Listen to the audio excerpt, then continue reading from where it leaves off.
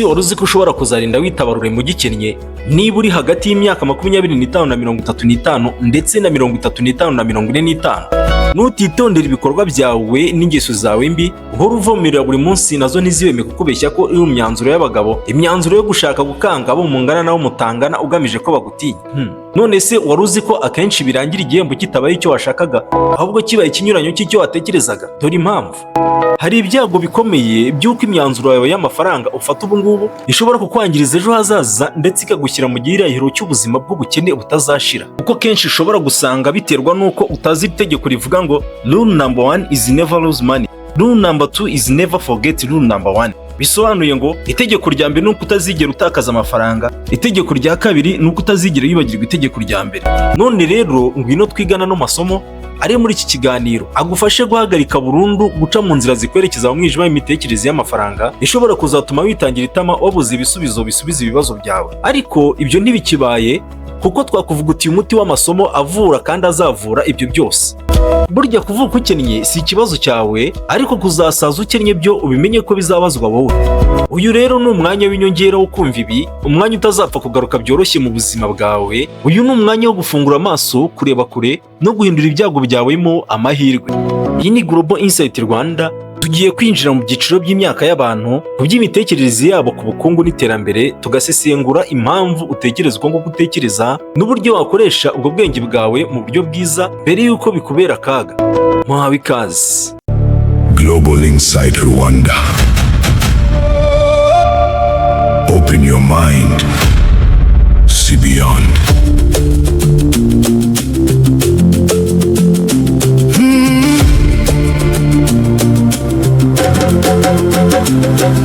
Stories the world never knew, hidden truth deep in time, discover the world through a different mind. Global Insight Rwanda. See the unseen, know the truth. Global Insight Rwanda. From Rwanda to the world. Reka dutangire n'aya magambo agira ati the price of anything is the amount of life you exchange for it. Bisobanuye ngo igiciro cy'ikintu icyo ari cyo cyose ni ubuzima buhana nacyo. Ongera utekereze neza kuri iri jambo. Niba ujya utekereza ku gaciro kawe n'abawe, ongera utekereze neza ku gaciro k'amafaranga n'igihe ukoresha uyashaka. Rule number 1 is never lose money. Rule number 2 is never forget rule number 1. Itegeko rya mbere ni uko utazigera utakaza amafaranga. Itegeko rya kabiri ni uko utazigera wibagirwa itegeko rya mbere. Mbere yo gushaka inyungu nyinshi, banza urebe ko utazatakaza igishoro cyawe. It's not necessary to be rich to start investing, but it is necessary to start investing to be rich. Ntabwo ari ngombwa kuba umukire kugira ngo utangire gushora imari, ariko ni ngombwa ko utangira gushora imari kugira ngo ube umukire.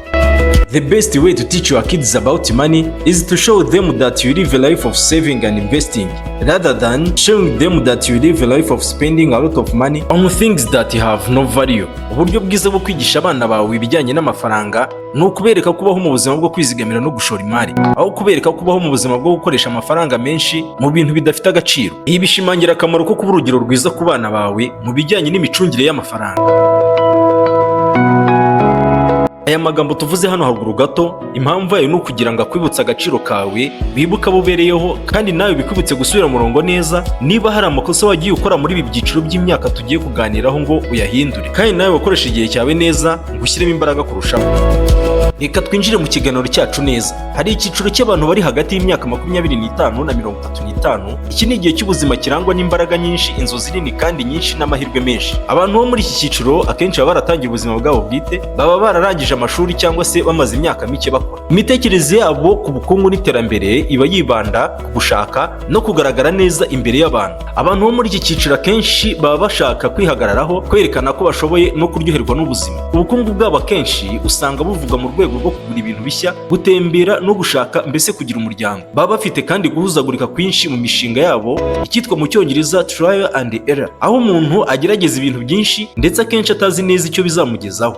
Hari ibibazo abantu bo muri iki cyiciro bahura nabyo: kutamenya agaciro k'igihe. cy'igihe. Abantu benshi bo muri iki cyiciro ntibamenya agaciro k'igihe mu gushora imari. Baba batekereza ko bafite igihe kinini cyo gutangira kwizigamira no gushora imari, bityo ibyo bikabatera gutinda gutangira gushora imari. Abantu bo muri iki cyiciro kandi bakunze kuba bihariye ku ngeso yo gushaka kugaragara, bakunda kwanga agasuzuguro cyane, ariko agasuzuguro banga cyane ntakerekeranye n'ubushobozi bwabo bwo mu mufuka. Niyo mpamvu rero baba bashaka kugaragara nk'abafite amafaranga menshi, bakagura ibintu bihenze rimwe na rimwe batanabikeneye kugira ngo bihuze n'inshuti zabo, cyangwa se abandi babone ko bagezweho, cyangwa se bagendana n'ibigezweho kandi bashoboye. Amakosa abera aha bituma bakoresha amafaranga menshi mu bintu bidafite agaciro k'igihe kirekire. Muri iki cyiciro ntibagira intego z'imari zihamye, bityo bikabatera gutinda gutangira kwizigamira no gushora imari. Baba batekereza ko bazatangira kwizigamira ejo cyangwa se mu kwezi gutaha, ariko ntibabikore. Ikindi, bagira ingeso zo kutagira ubwishingizi.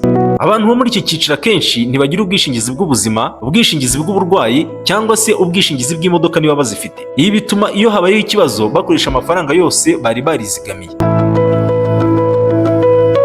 Hari inama nziza nka GLOBAL INSIGHT RWANDA twakugira z'uburyo bwo kurwanya ingaruka mbi zishobora kuzaterwa n'uko witwaye nabi muri iyi myaka twavuze. Niba urimo kutwumva neza ukaba uri muri iki cyiciro warakoze amakosa cyangwa se wari utagiye kuyishoramo, bihagarike nonaha utangire ukurikiza izi nama. Tangira kwizigamira no gushora imari hakiri kare. Nubwo amafaranga yaba make, tangira kwizigamira no gushora imari hakiri kare. Agaciro k'igihe mu gushora imari ni ingenzi cyane. Uko utangira kare niko amafaranga yawe azagwira cyane.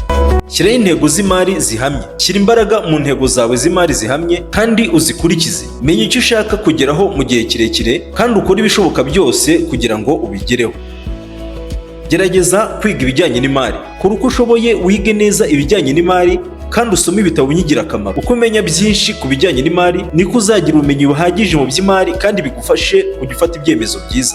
Gira ubwishingizi. Gira ubwishingizi bw'ubuzima, ubwishingizi bw'uburwayi, cyangwa se ubwishingizi bw'imodoka niba uyifite. Ibi bizagufasha kwirinda ingaruka mbi zishobora kuvuka mu buzima bwawe no mu byawe. Irinde kugaragara cyane aho bitari ngombwa. Hagarika kandi ureke ibi bimaze kumenywa nk'agatwiko, kuko kubyirinda bituma ugabanya pressure y'ibishaka kugutwarira amafaranga. Ahubwo shaka uko wagira amafaranga menshi afite freedom, uyarinde urusaku, kuko burya ku ngeso amafaranga agira atinya urusaku. Utazayakanga rero, kuko hari urusaku amafaranga ntakunda, ahubwo arahahunga. Gura ibintu ukeneye aho kugura ibintu ushaka gusa kugira ngo abandi bakubone.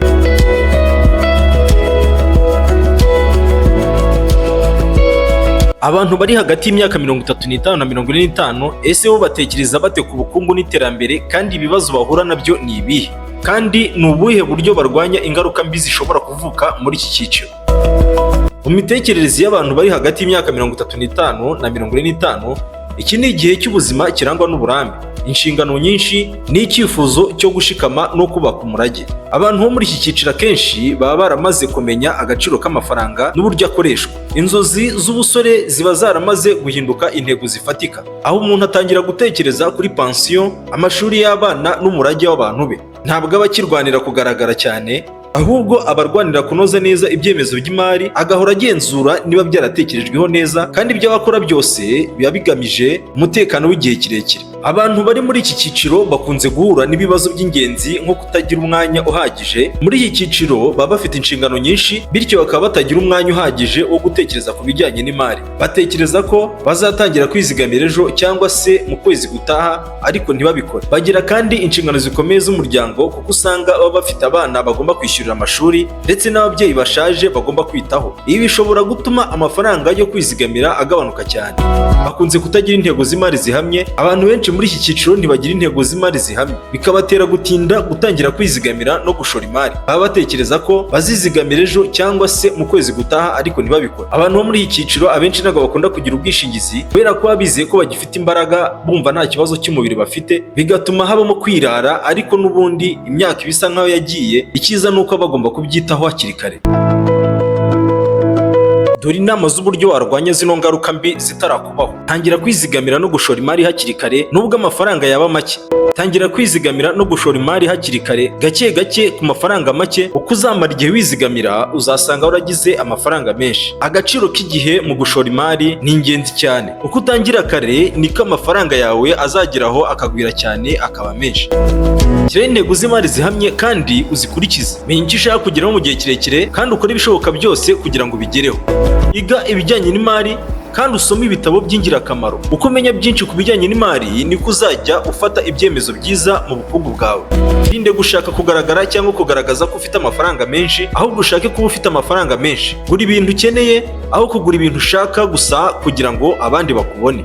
Urugendo rw'ubukire si umunsi umwe, kandi si urw'abafite amahirwe gusa, ni urw'abafata ibyemezo byiza, bakamenya gutandukanya ibyo bakeneye n'ibyo bifuza, kandi bagatekereza ku hazaza habo. Hitamo neza uyu munsi kugira ngo ejo hawe hazabe heza. Hagarika akavuyo n'ikigare wirirwamo kikubarisha nabi, kandi intego yawe n'imigambi yawe ntikabe iyo gwaza no kugura inshuti zawe amacupa menshi y'inzoga. Yego nabyo ni byiza, ariko mu gihe cyiza kandi cyatekerejweho neza. Tekereza ku myaka yawe uyihuze n'ibikorwa ugezeho ubu, nusanga uri muri esheke wongere ushyiremo imbaraga, kandi nta kabuza nukurikiza amasomo twaguhaye uzagera kuri byinshi byiza wifuza, unagire n'ejo heza n'abawe. Ibuka ko iminsi ari mitindi, isi nta muhigo ufitiye, kandi wibuke unanazirikane ko amanota isi itanga ari ayakwiye. Tolerance ni zero. Mwakoze kubana natwe kuri Global Insight Rwanda. Niba hari igitekerezo cyangwa inyunganizi, twandikira hasi muri comments, tuzagusubiza. Iyi channel ni iyanyu, muyikunde kandi muyishyigikire, idutera imbaraga zo gukomeza kubaha ibindi biganiro iyo mutweretse ko mudukurikira. Kanda subscribe na like, nubishobora usangize n'inshuti zawe iki kiganiro nazo zige aya masomo. Mwakoze kubana natwe, naho utaha mu biganiro bizakurikira. Bye, Imana ibarinde, mugire umunsi mwiza. Global Insight Rwanda. Open your mind. See beyond.